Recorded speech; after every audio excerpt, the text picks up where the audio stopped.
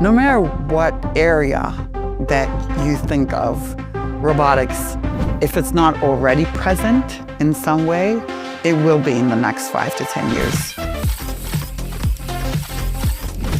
Think about robotic surgery, the Da Vinci machine, the ability to have a surgeon who's the top of their expertise in New York and being able to do a surgery in a small town in Idaho and still carry out the best care for a patient. That's robotics at its best.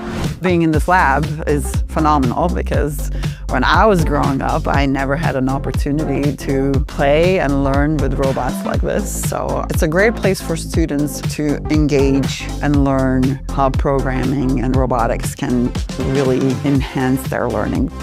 We had an opportunity to visit some sites where they use robotics so that the students have a first-hand experience in seeing how robots are being used in various industries.